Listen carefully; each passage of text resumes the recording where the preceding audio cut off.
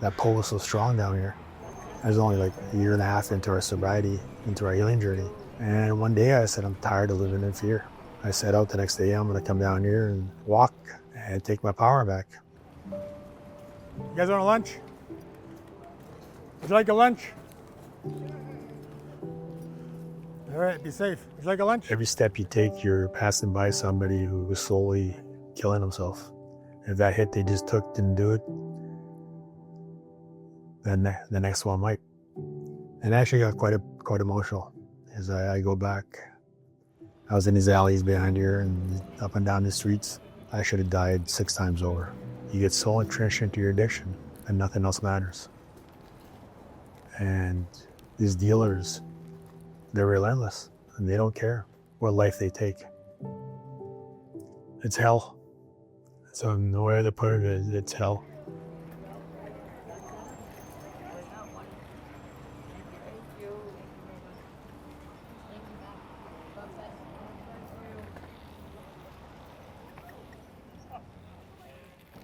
You guys want lunch?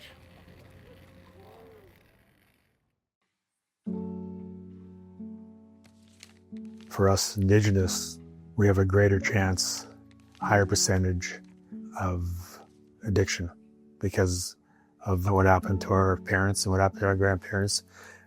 You're hurting people because you're hurting. And what do? You do as you're taught. You take it and you push it down. And eventually it's going to come out in a bad way. As it did for me. Mine was anger. I went from an angry boy to an angry man. I was carrying on that same dysfunction I grew up in, and passing it on to my kids. And that was my ego. Getting past that ego, knowing that we all make mistakes. And we're going to continue making mistakes. That's all part of life. But it's what we do with those mistakes after. Do we continue to make them, or do we learn from them? We have that choice. If I pick up that bottle, if I pick up that drug, if I resort to anger, I'm giving power to what has hurt us. Or I can choose, say, okay, this is not working. Time to take my power back. Because if that cycle doesn't stop with us, where does it stop? Do we wait for our kids, or hopefully wait for our grandkids to be the one that stops that cycle? And that's my choice today, is it stops with me. March 25th, 2014, we changed our life. We started a healing journey. We put that ego aside and we just decided to do it on our own. We relied on our community. We'd see the kids off and assure them that we're okay, that we'll be here when they get home. And as soon as the bus leaves, we'll grab a coffee and we'd walk around the village. We'll go to the beach and grab a log and we'll watch the waves come in as medicine. Or we go sit by the river, grab a rock and watch the water go by as medicine. A lot of the men in the community knew what I was going through. And when they saw me not doing well or making mistakes or my anger coming out, they pulled me aside and tried to correct me. Some of them were uncles, some of them just men in the community. You know, they had their own families, they had their own sons, but they took that time for me to help me. That's the strength of our community. One of us is down, we'll pick them up. As we're in our addiction and in that ego, we're taking. When you get to that point and you start giving back, that's a whole different story. As I established myself down here, walking in and out of the alleys up and down Main and Hastings, I started coming down, handing out coffees, checking on people. And I see that it made them feel good, that somebody was checking on them, somebody cared. This is my purpose. Yeah, this is why Creator kept me here. That was good to have that. We have representation from our Haisla members to come and help with their endeavor here. Some members that come down and do the holidays, and they come spend a couple hours just to do this. That's basically I feel really good. And with traditional food, Indian round steak. We feed up to about anywhere from 4,000 to 5,000 people a month. doing something for others is, I think, the best feeling there is. It's time consuming, there's a lot of work, but you see your brothers and sisters, the relatives that are down there, when they get that sandwich at lunch, the smiles they get as you're walking back, it makes it all worthwhile. That's one of the things that keep me going.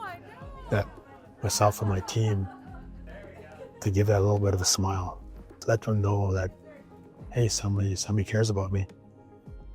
Maybe I do matter. Because that's where it all starts. Just that little bit of hope.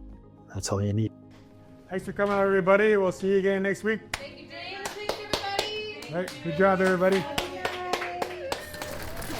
Now we need the muscle. I thought you were the muscle.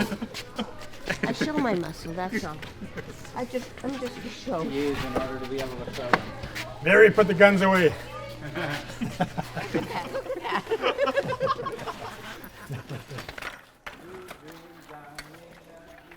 If I can do it, anybody can do it. Whether you're young, whether you're an elder, whether you're in between that. We're never too old, never too young to change the path that we're on. If it's anger, if it's alcohol, if it's drugs, we have the choice of breaking that cycle.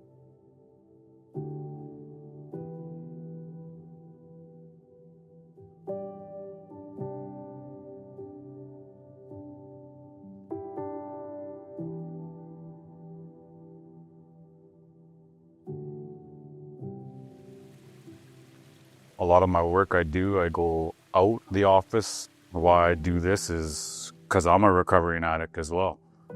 This place is full of services and there's no judgments here. I'd like to start with the youth, change their ways, just let them know that they got supports here and whatever else that they need.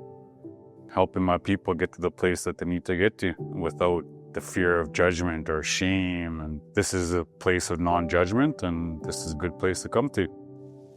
Edwin Foe, I come from Kitimat, British Columbia. I'm 58 years old, been sober for 8 years, and I'm not looking back. Yeah, I didn't think my people were struggling. For those kids that are struggling, there is help for them. There is love in my community, like James. Like, he reached out and he saved my life. If it wasn't for James, I wouldn't be talking to you two, I'd be dead. My message to them is to reach out. You're not alone. There's facilities for whatever your drug of choice is. There is help out there. Yahweh, Yahweh, Yahweh, Yahweh, Yahweh, Yahweh, Yahweh,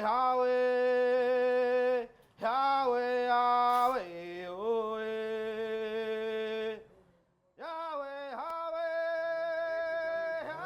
My hope is that you give yourself a chance to see that life that's waiting for you, a better life that's waiting for you. You come from that trauma, you grew up from that dysfunction. This is 100 miles an hour and often thinking the worst things. But when you start thinking of this, you start giving yourself a chance. All right, be safe. You want for your buddy too, okay? Take care, be safe. I always say when you change how you think and you change how you live. You allow this to heal, this is no longer in control. Because when this is in control, we're in trouble. So we allow this to heal as it's designed to do. Then we start thinking from the heart, we start speaking from the heart, and we start listening from the heart.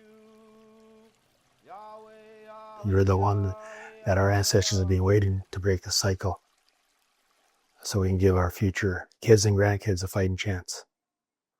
Wow.